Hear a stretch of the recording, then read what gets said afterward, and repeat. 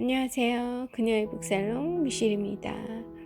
네, 오늘은 격월간지, 월간지 한 권을 추천해 드리려고 해요. 녹색평론이라는 잡지이고요.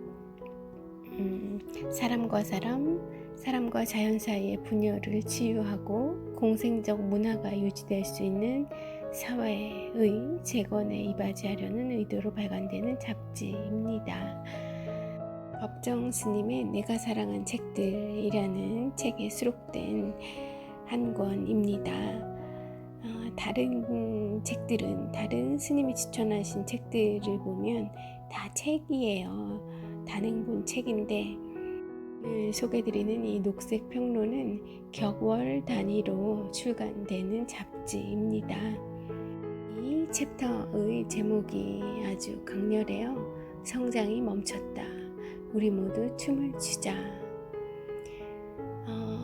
아마 이 책이, 이것도 이 녹색평론이라는 월간지가 발행되기 시작한 시점들을 고려하면 이 제목은 어떤 바램을 담고 있는 것 같아요. 도 마찬가지지만 당시에 성장이 멈춘다는 것, 이건 너무나 비현실적인 그런 것으로 받아들여졌을 시점인데요. 이렇게 강력한 프레이즈, 어떤 가정을 해보고 싶었지 않나 생각해 봅니다. 자, 잡지 속에 독자의 글 좀 읽어 드릴게요. 이상한 잡지가 있다. 모두가 돈 버는 법을 외칠 때 고르게 가난해지는 법을 얘기하는 잡지다. 다들 성장과 개발로 내달릴 때 줄이고 놔두고 나누라고 한다. 세계화 소리가 드높을 때 우리 동네 소박한 공동체를 예찬한다. 그런데 이런 괴상한 잡지가 나의 생활을, 우리의 삶을 바꾼다. 아주 천천히 기분 좋게. 이 책은 세련된 책도 결코 아니다. 디자인도 용지도 장정도 대단치 않다. 나도 무언가 의미 있는 일에 공감하고 있다는 기쁨을 느낀다. 그 세상에는 도전과 성공이라는 논리로 미화되는 이기심과 욕망도, 또 무명화로 용인되어 온 오염과 파괴도 없다. 무한 경쟁의 논리나 양극화의 불균형도 없다. 그저 사람과 사람, 사람과 자연이 함께 사는 평화롭고 생태적인 삶을 이야기할 뿐이다. 네, 독자의 글이었어요. 잡지 발간하는 측에서 쓴 글이 아니고요. 독자가 올려준 글이었습니다. 이 녹색 평론을 출간하고 있는 그 단체에 가입을 하고 싶은 마음이 부쩍 들어요. 아마 여름이 가기 전에 실행을 할 것 같은데요. 자, 계속 읽어보겠습니다. 가장 낮은 곳으로부터 아름다움을 그려낸 어린이 그림책 강아지똥의 저자 권정생은 녹색평론의 원고료를 받지 않음 물론 거꾸로 자신이 받은 다른 원고료를 이 출판사로 보내곤 한다. 발행인이 절대 그렇게 하지 말라고 전화를 여러 번 해도 번번이 그 일은 반복되었다. 우리에게 희망이 있는가? 우리 자식들이 살아남고 사람다운 삶을 누리도록 하기 위해 우리가 할 수 있는 것은 공동체를 만들고 상부상조를 회복하고 하늘과 땅의 이치에 따르는 농업 중심의 경제생활을 창조적으로 복구하는 것 외에 다른 선택이 없다. 1991년 이 말과 함께 세상에 나온 녹색평론은 권정생의 원고료처럼 세상이 원하는 바와는 조금 다른 방향의 것이었다. 당시는 냉전 체제가 퇴각하고 세계화를 앞세운 미국의 패권 전략이 본격화하고 있었다. 우리 역시 30년 넘게 지속되어 온 군사 독재의 틀이 해소되기는 했지만 그 자리에는 세계의 무방비로 개방된 시장에서 살아남아야 한다는 강박적 경쟁 논리와 모든 것은 상품 가치로 측정된다는 현실주의 경제 논리가 들어서고 있었다. 이 잡지 녹색평론의 발행인 김종철을 비롯해 그와 뜻을 같이 한 이들은 더 크고 더 높고 더 많은 것을 향한 욕망이 아니라 그것과는 근본적으로 다른 것에 대한 소망을 말하고 싶었다. 그들은 비록 작은 목소리로나마 이 작은 잡지가 오늘의 주류 문화에 대해 아니다 라고 말할 수 있는 용기와 자존심을 가진 사람들 사이에 정신적 연대가 형성되는데 이바지할 수 있기를 바랐다. 창간 당시 이 잡지가 두서너 해를 넘어 살아남을 수 있으리라고 자신한 사람은 많지 않았다. 그러나 녹색평론은 10년을 넘어 20년을 향해 계속 그 푸름을 넓히고 있다. 뿐만 아니라 독자들이 지역 공동체 안에서 새로운 삶의 방식을 위한 다양한 실험과 실천적 움직임들을 만들어내고 있다. 황폐화하는 우리 삶과 문명세계를 위한 희망의 단초이다. 녹색평론이 일관되게 이야기해 온 것은 끝없이 팽창하는 산업경제와 산업문화가 물러나고 새로운 차원의 농업 중심 사회가 재건되는 것만이 생태적, 사회적 위기와 모순을 벗어나는 유일하게 건강한 길이라는 논리였다. 김종철은 이렇게 말했다. 이 논리가 근본적으로 옳은 것이라면 우리는 지금보다 훨씬 더 가난해지고 또 고르게 가난해야 한다. 공존 공영이 아니라 공빈공락이 우리가 추구해야 할 방향이다. 2001년 12월 8일자에 이렇게 기고를 하고 있습니다. 중앙일보예요. 1995년 발행된 녹색평론 20호 1, 2월호에는 일본의 저명한 반핵운동가 타카기 진자부로가 쓴 생명의 자리에서 본 핵에너지, 생명의 자리에서 원자력 발전을 생각한다 라는 글이 실려서 반향을 일으킨다. 그는 원자력을 하늘의 불로 규정하고 지구는 그 불에 타고 남은 부스러기로 이루어진 것이라고 했다. 자, 그의 글을 한번 들어보실까요? 지구가 생성됐을 당시에는 강한 방사능이 남아있었다. 때는 지구에 생물이 없던 시대였다. 아주 원시적인 생물이 생기는데 10억 년쯤이 걸렸다. 방사능이 사라진 후에야 마침내 생물이 살 수 있게 된 것이다. 그렇게 생물이 살 수 있게 된 이 지구에 다시 인공적으로 새 방사능을 만들어 방사능의 불을 일으킨 것이 바로 원자력 발전이다. 하늘의 불을 훔친 것은 인간의 오만이 저지른 잘못이다. 타카기 진자부로가 생명의 자리에서 본 핵에너지라는 책에서 쓴 글입니다. 타카기는 국제적인 반원자력 운동에 헌신한 공로로 1997년 대안적인 노벨상이라 불리고 있는 바른 생활상을 수상한 후 자신과 같은 시민과학자를 양성하기 위해 타카기 학교를 설립했고요. 1998년 대장암 진단을 받고 2차례나 수술을 받으면서도 2000년 세상을 떠나기 직전까지 그의 자전적 기록인 시민과학자로 살다와 원자력 신화로부터의 해방 등을 집필하며 원자력 시대의 종지부를 찍는 데 헌신했다. 녹색평론은 그의 저서를 여러 종 번역하여 출간하기도 했다. 또 다른 호를 좀 볼까요? 1995년 24호 구시월호입니다. 24호에는 스웨덴 출신의 여성 언어학자이자 녹색운동가인 헬레나 노르베리 호지가 쓴 재앙을 넘어 공동체로라는 글이 실려 아주 크게 주목받았다. 자, 그 내용을 조금 읽어 드릴게요. 야채가 공동체 안에서 유통되면 포장이 필요 없다.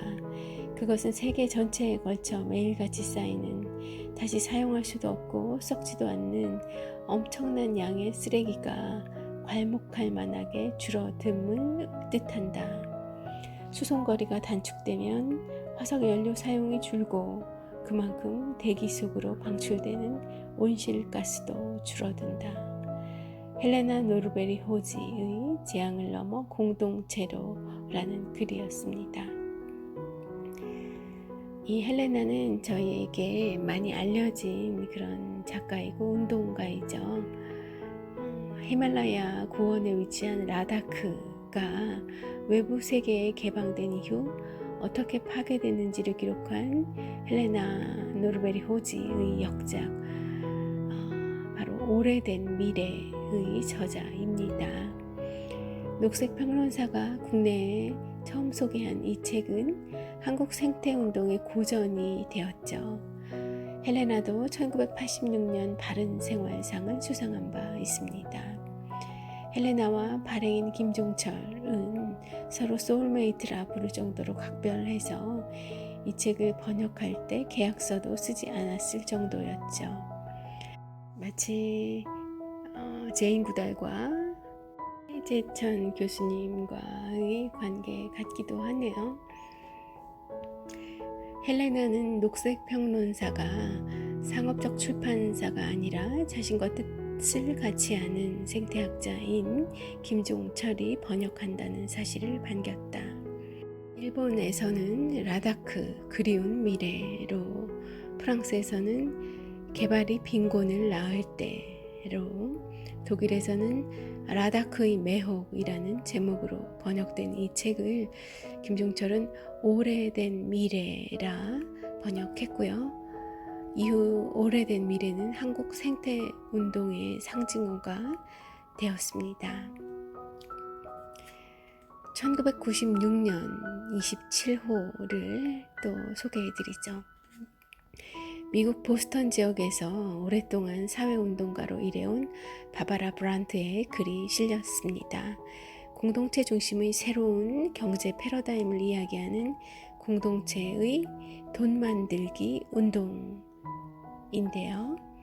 자, 들어보시죠.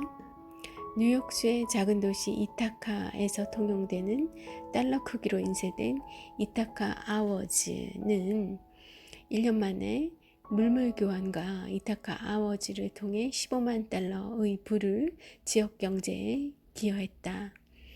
창립자인 폴 글로버는 말한다. 미 합중국 달러는 세계의 가장 큰 빚쟁이가 아무런 실질적 토대 없이도 발행하는 엉터리 지폐이지만 이타카 아워즈는 우리가 악수를 나눌 수 있는 사람들의 시간과 기술에 근거하고 있다. 우리가 악수를 나눌 수 있는 사람들의 시간과 기술, 아주 가까이 있는 그런 사람들이라는 거죠. 이타카 아워즈로는 중동의 기름, 그리고 말레이시아의 목재 이런 건 살 수 없다. 대신 우리는 지역의 부를 재순환하게 하고 지역의 가게에서 물건을 사고 지역의 일자리를 만든다. 이 화폐는 우리에게 힘을 준다. 네, 바바라 브란트의 공동체의 돈 만들기 운동이었습니다. 달러에 대한 아주 적확한 인식이 드러나고 있고요. 지역 공동 화폐, 이건 정말 살려야 하는 것 같아요. 코로나 이후에 지역 중심의 이 사회 시장이 활성화되고 그와 함께 이런 지역 화폐도 더 활성화되어야 한다. 또 그랬으면 좋겠다 하는 바람이 강한 요즘입니다. 그리고 앞서 소개해드렸던 그 헬레나의 재앙을 넘어 공동체로 그 글에 언급되어 있는 야채의 그 포장 문제요. 진짜 한국에서도 너무 심각한 것 같아요. 그 방향을 돌릴 수 있는 방법은 과포장, 그것을 줄일 수 있는 방법은 소비자가 그 과포장을 외면하는 것에 있지 않나. 미셸은 요새 그런 생각을 좀 하고 있고요. 과일을 사러 고르러 가서도 과포장되어 있는 그 종류의 과일이 먹고 싶어요. 예를 들면 포도와 딸기 이런 것들은 뭐 다른 과일과 또 뭐 같은 포도와 뭐 같은 딸기와 이렇게 접촉이 많이 되면 과일이 상해서 값이 떨어지니까 개별 포장을 이렇게 이쁘게 해놓잖아요. 그러면 저는 그것이 먹고 싶어도 그런 개별 플라스틱 포장이 되어 있는 것을 포기하고 그냥 비닐에 제가 담을 수 있거나 비닐에 포장이 되어 있는 것을 택하게 되더라고요. 비닐도 나쁘죠. 그래서 어떤 때는 그냥 계산을 한 후에 비닐을 벗겨서 제가 가져간 바구니에다가 과일을 담고 비닐을 다시 계산대에다 돌려놓고 오는 경우도 있어요. 그 비닐을 버릴지 다시 그 비닐을 재활용할지 모르겠지만 재활용했으면 하는 바람이죠.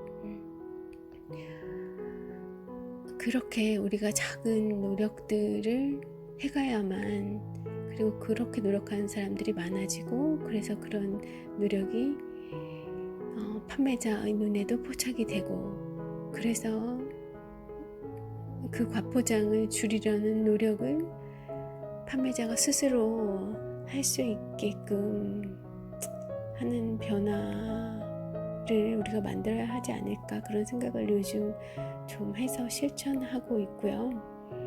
또 그런 각성된 판매자도 좀 나왔으면 하는 생각이 많이 듭니다. 요새 또 역시 코로나로 인해서 더 많이 이 식료품에 대한 그 온라인 구매와 배송이 많이 확대되었잖아요.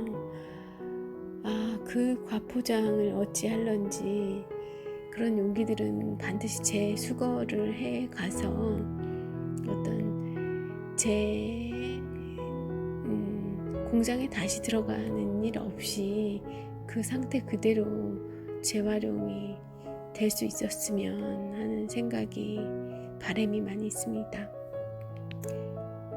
생각나서 얘기를 꺼낸 김에 앞서 읽어드렸던 그 헬레나 노르베리 호지의 야채에 대한 그 포장 얘기를 좀 했었는데, 다시 지역화폐에 대한 얘기로 좀 돌아와 볼게요.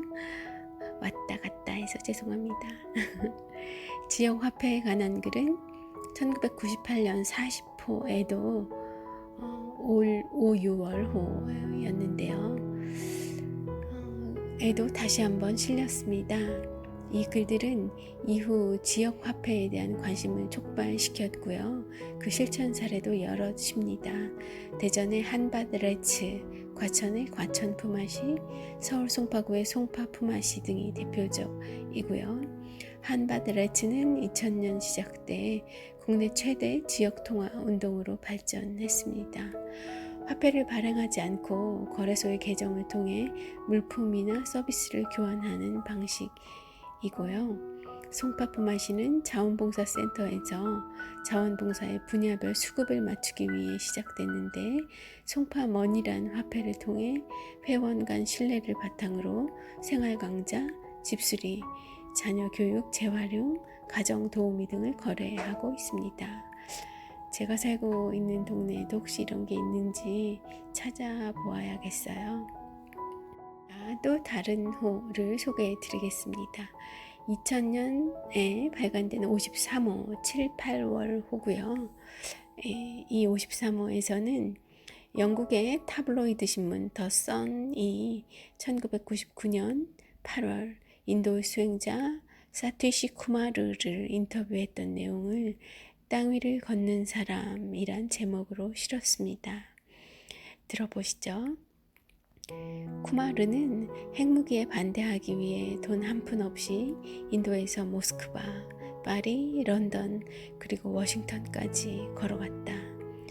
그는 이렇게 말했다. 두 다리는 신체에서 가장 창조적인 부분이고 걷기는 에너지의 가장 창조적인 표현이다. 모두가 자연의 아름다움, 생명과 친밀하게 접촉하며 얻은 것이다. 나는 걸으며 나무, 강, 나비, 딱정벌레 같은 자연과 아주 가까워진다. 그들은 우리에게 어떻게 살아야 하는지 가르쳐준다. 비폭력의 문화를 건설하는 비법이나 지름길은 없다. 매우 힘들고 고통스럽게 그리고 느린 작업이다. 데릭 젠슨의 땅 위를 걷는 사람. 살아있는 간디라 불리며 진리를 손에 안고 있는 형제라는 의미의 이름을 지닌 사티시 쿠마르는 녹색 평론사 등의 초청으로 2004년 처음 한국을 방문했었고요. 자동차를 거부하고 항상 걸어다니는 쿠마르입니다. 그가 즐겨 하는 말은 시간은 무한한데 서두를 까닭이 무엇인가 였어요.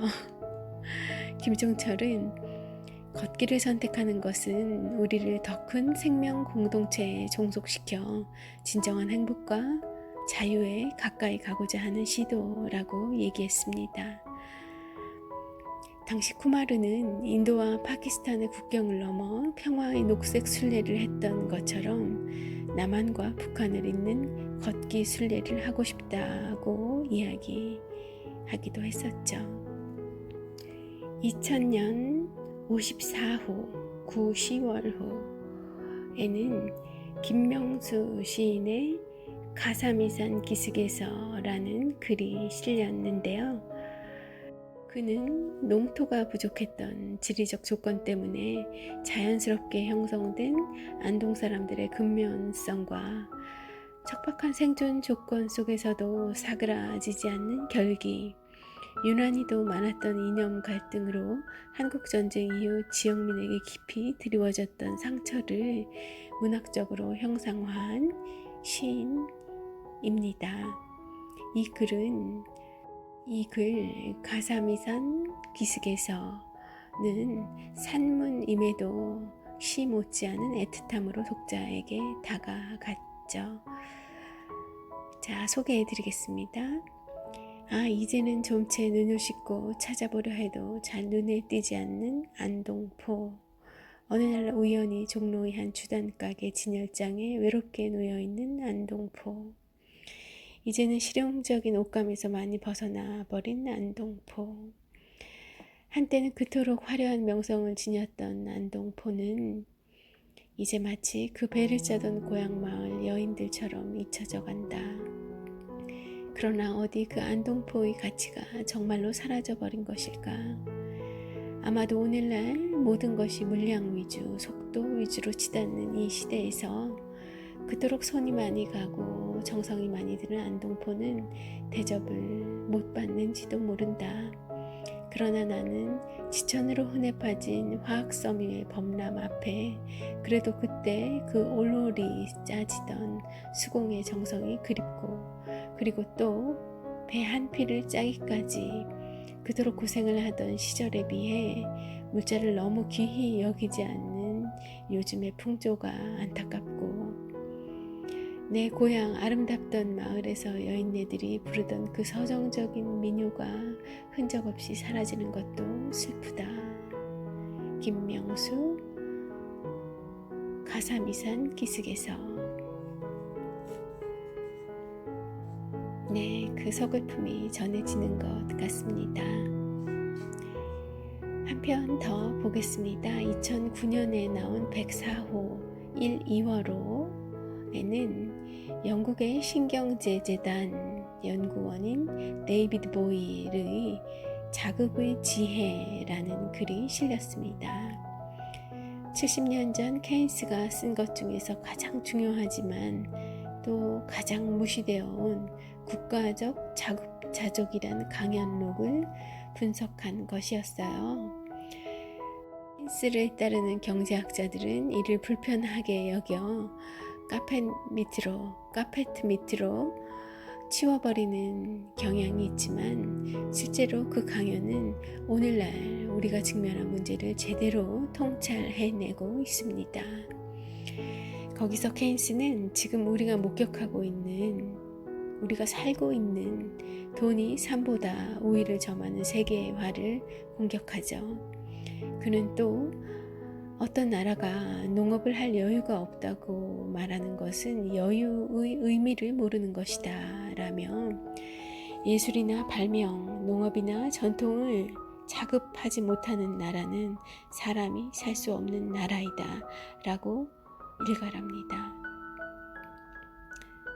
지금에도 역시 유효한 경고이지 싶어요. 현재 세계적인 식품 재벌의 독점 앞에서 쇠퇴의 일로를 걷고 있는 영국 농업의 현실로서 대안으로서 그의 해안을 엿볼 수 있습니다. 쇠퇴의 일로를 넘어 이제는 멸종한 부분도 많이 있죠. 우리나라도 다르지 않은 것 같기도 하고요.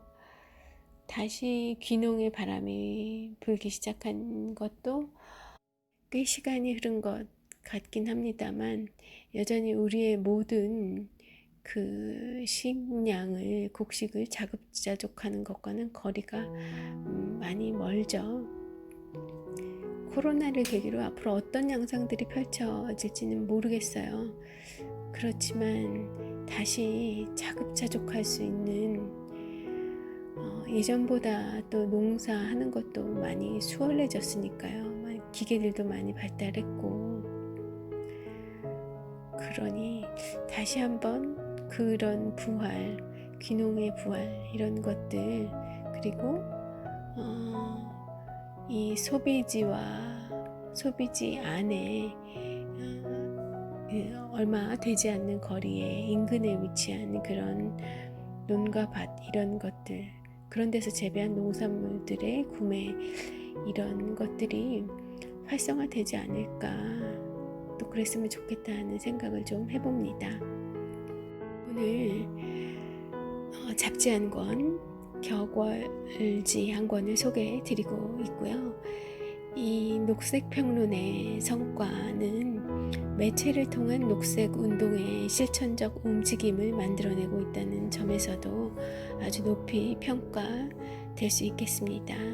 창간 이래 독자들의 입과 입을 통해 알려지면서 녹색평론은 각 지역의 독자 모임을 비롯해 지역에 기반을 둔 여러 공동체들과 연대해서 다양한 풀뿌리 운동 네트워크를 형성하고 있고요. 이 네트워크는 여러 차례 폐간 위기를 겪으면서도 녹색평론이 단 한 번의 결호 없이 100호 또 그 이유를 이렇게 넘길 수 있었던 원동력이 되고 있습니다. 2000년 55호 11월 12월 호에 실린 김종철의 발행인의 편지 아름다운 영혼을 기리며를 보면 그가 녹색평론을 그토록 정성스럽게 만드는 이유를 엿볼 수 있는 대목이 있는데요. 들어보시겠습니다. 작년 여름 김해 근처 시골에 방을 하나 빌려 잠시 쉬어보겠다고 갔다가 하룻밤 자고 도로 대구로 돌아올 수밖에 없었습니다. 시골이 조용할 것이라는 예상이 빗나갔었기 때문이에요. 농약 냄새가 사방에서 바람을 타고 들이닥치는 것도 참을 수 없었고요. 고속도로를 달리는 자동차 소음에 무방비 상태였습니다. 한밤중에 천지가 진동하는 듯한 황소 개구리의 괴성은 말할 수도 없었고요. 김종철의 발행인의 편지 중 일부였고요. 2009년 1월 한 강연장에서 나눈 그의 말도 들어보실까요? 서울 인사동의 어느 음식점에 갔더니 혼자 왔다고 밥을 팔지 않았다. 1인분은 안 된다고. 그래서 나왔는데 겁이 나서 아무 집에도 못 들어가겠더라. 그래서 광화문까지 걸어와 식당에 들어갔다. 4사람이 앉는 자리에 이미 2사람이 식사를 하는데 그 옆에 앉으라고 했다. 다른 자리가 비어 있는데도. 아마 죽을 때까지 이 일을 잊지 못할 것이다. 진짜 걱정해야 할 건 바로 이런 상황이지 않을까. 수십 년간의 고도성장 논리가 이를 망가뜨렸다. 필연적이다. 경제가 성장하면서 인심이 좋아졌다. 이런 건 없다. 절대로 양립이 되지 않는다. 2009년 1월 13일 시사인 신년광자에서 그와 나눈 말입니다. 김종철은 우리가 진정한 의미의 문명 세상에서 살고자 한다면 미국적 생활 방식을 재평가해야 한다고 말했습니다. 이 목소리가 더 크게 울려 퍼졌어야 하는데 말이죠. 아닐까요? 크게 울려 퍼졌다 하더라도 당시에 우리 귀에 들리지 않았을까요? 그러면 이제라도 다시 한번 크게 울려 퍼졌으면 좋겠다는 생각을 해봅니다. 미국적 생활 방식을 재평가하려면 먼저 우리 자신 속에 도사리고 있는 배타적 탐욕도 함께 들여다보아야 한다면, 인간의 기본 욕구를 충족하는 정도라면 지구는 충분히 풍요로운 곳이 맞지만 탐욕 앞에서 지구는 극도로 결핍된 곳이다 라는 간디의 말을 인용하고 있습니다. 이 지상의 평화로운 삶을 위해 이보다 더 간명한 진리는 없을 거예요. 법정 스님은 맑고 향기롭게 초청 대구특별 강연에서 이야기하셨죠. 녹색평론이라는 격월관지가 있는데 이 책이 대구에서 발행되는 걸로 알고 있습니다. 녹색평론은 생태환경운동 순수지이고요. 창간호부터 구독하고 있는데 나는 생태에 관련된 많은 지식과 정보를 여기서 얻어 듣습니다. 이런 잡지가 널리 읽힌다면 우리가 사는 세상이 지금보다 훨씬 좋아질 겁니다. 라고요. 네, 녹색평론은 1991년 10월 창간된 격월관 잡지이고요. 2010년 3월에 기준으로 봤을 때 통권 111호가 발간된 상태였어요. 발행 부수는 당시 1만 부를 돌파하고 있었으니 꼭 10년이 지난 지금은 많이 더 늘었겠죠. 이제 저도 그의 한 회원이 되어 보려고 합니다. 미셸도요. 절반 이상의 고정 독자로 평범한 회사원과 가정주부에서 학생, 농민, 비정규직 노동자, 종교인, 시민운동가, 지식인에 이르기까지 그 독자층도 매우 다양하다고 하고요. 특이한 점은 녹색평론에는 출판사 광고 이외에는 일반 광고가 없습니다. 앞으로도 더 유명해지고 더 많은 부수가 발행이 된다 하더라도 출판사 광고 외에 다른 광고는 없었으면 좋겠네요. 녹색평론 선집이라는 게 있어요. 창간호부터 각 해에 실린 글들 가운데 정수 엑기스만을 가려 엮은 책이고요. 이 잡지의 의도와 지향을 전체적으로 균형 있게 보여주고 있습니다. 최근에는 독자들과 함께 엄선한 양서들을 공공도서관과 학교 도서관에 비치하는 캠페인도 전개하고 있고요. 지역 도서관을 살찌우고 인문학 관련 중소출판사들을 지원하는 작은 풀뿌리 운동의 일환입니다. 네, 이렇게 오늘 아주 의미 있는 격월간지 한 권을 소개해 드렸습니다. 저부터 고정 회원, 고정 구독자가 되어 보려고 하고요. 또 그보다 더 중요한 것은 생활 속에 이 생태를 유지할 수 있는 생태적 라이프 스타일을 유지하는 것이 아닌가 생각해요. 여러분도 저와 함께 하시죠. 함께 하시면 좋겠습니다. 네, 오늘 미셸이고요. 새로운 한 주 시작하는 월요일 평안하게 그렇지만 에너지 넘치게 하루 시작하시길 바랍니다. 예, 미셸이었습니다. 함께 해주셔서 감사합니다.